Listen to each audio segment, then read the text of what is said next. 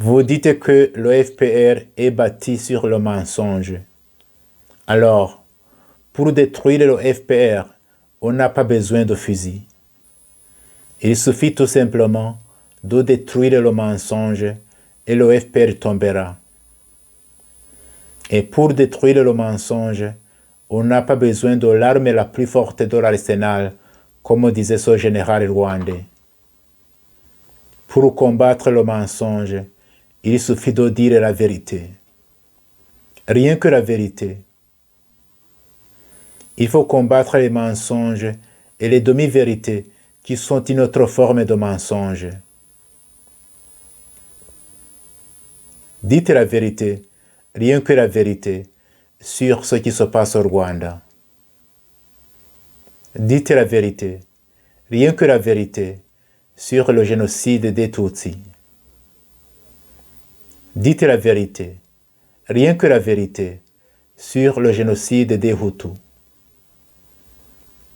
Combattez le mensonge jusque dans ses tranchées, c'est-à-dire jusque dans les usines et journaux qui fabriquent ces mensonges via les différents lobbyistes du régime de Kigali. Dans tous les continents, il y a des journaux et divers médias de communication payés par le régime de Kigali et d'autres lobbyistes pour diffuser les mensonges sur Kagame et sur le Rwanda. Réclamez vos droits de réponse et d'opinion pour corriger les mensonges dans ces journaux et mass médias. Oui, combattez le mensonge jusque dans ces tranchées et vous n'aurez pas besoin de prendre les fusils. Soyez bénis et à demain. Je me souviens, il y a 25 ans, nous étions réunis dans une ville appelée Detmold en Allemagne. Nous étions des Hutus, des Tutsis et des Européens qui avaient vécu au Rwanda et qui connaissaient bien le pays. Il y avait parmi nous des religieux, des pasteurs, des prêtres et des laïcs.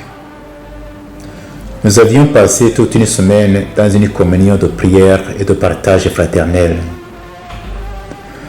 Mais le soir du dernier jour de notre rencontre, nous avons vécu quelque chose d'extraordinaire. Les Tutsis qui étaient venus du Rwanda, quelques-uns étaient même nos amis, on se connaissait très bien, ils nous ont raconté leur calvaire pendant le génocide. Mais ils disaient tout cela dans un ton fraternel, sans haine ni rancune. Lorsqu'ils nous racontaient le mal qui a été fait à eux et à leur famille, les Hutus qui étaient là furent pris de pitié et de compassion. Les uns commencèrent à pleurer, d'autres s'agenouillèrent en disant ceci: vous les Tutsis ici présents, nous vous demandons franchement pardon pour ce mal extrême que les nôtres vous ont fait. Les Tutsis qui étaient là furent touchés par ce geste des Hutus. Les uns se levèrent pour les embrasser et les consoler en disant ceci: votre douleur compatissante et votre demande de pardon nous ont touché le cœur et nous nous sentons franchement soulagés.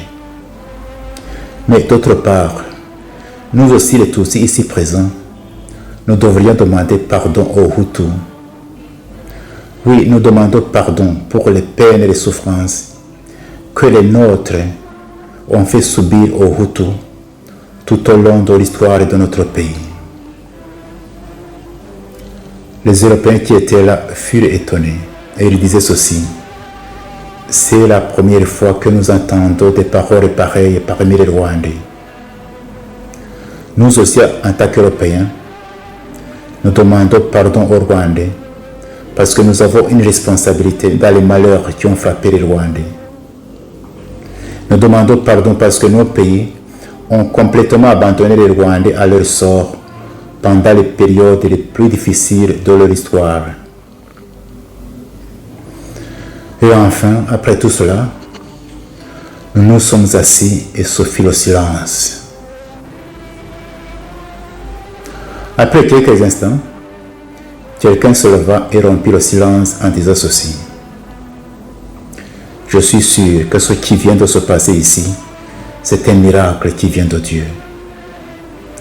Je pense, disait-il, que nous devrions mettre par écrit ce que nous venons de vivre ici et inviter les Rwandais, nos compatriotes, à écouter la souffrance de l'autre, à se tenir dans la brèche et à demander pardon. Nous avons composé cet écrit et nous l'avons appelé Confession de Detmold. Detmold, c'est cet endroit où nous étions réunis. Vous pouvez trouver cette confession traduite en plusieurs langues sur son site confessiondedetmold.com ou sur la chaîne YouTube Dr. Fulgence Roïza. Parmi les gens qui ont signé cette confession, quelques-uns sont morts. Mais je ne doute pas que le Seigneur, notre Père commun, les a reçus dans son royaume éternel. À sa publication, c'est-à-dire à la fin de l'année 1996, cette confession a été différemment accueillie et appréciée. Tandis que beaucoup l'appréciaient hautement et disaient que c'était le seul chemin que les Rwandais devraient emprunter pour arriver à la vraie réconciliation, d'autres s'y opposaient carrément, et parmi ceux-ci on pouvait trouver quelques prêtres et pasteurs. J'ai même entendu qu'à la radio Rwanda, à ce moment-là, on aurait diffusé la confession des Hutus seulement et laissé de côté la confession des Tutsis. Mais moi je pense que cette confession peut être une grande source d'inspiration pour la vraie réconciliation des Rwandais, c'est-à-dire la réconciliation entre les Rwandais eux-mêmes, mais aussi la réconciliation entre les Rwandais et leur histoire. Et ainsi les aider à sortir de cette impasse d'accusations mutuelles devant les tragédies qui ont endeuillé les Rwandais. Je conseillerais aussi à ceux qui liront cette confession de ne pas s'attarder inutilement sur sa lettre, mais plutôt sur son esprit. Il y a 3 leçons que nous pouvons tirer de cette confession. La première leçon est celle-ci. N'aie pas peur d'écouter la souffrance de l'autre et de la laisser pénétrer ton cœur. Deuxième leçon. N'aie pas peur d'exprimer tes propres souffrances, tes peines, tes peurs, mais alors sans haine ni rancune.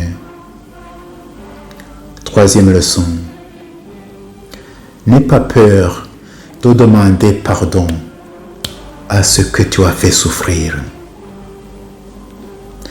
Et si par hasard tu vis avec les victimes dont les bourreaux sont morts, et si d'autre part tu as des liens quelconques, réels ou perçus, proches ou lointains, avec ces bourreaux, n'aie pas peur de te tenir dans la brèche et de demander pardon.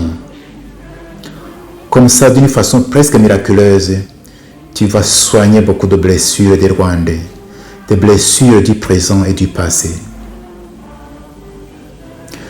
Comme cette année, cette confession va célébrer son 25e anniversaire,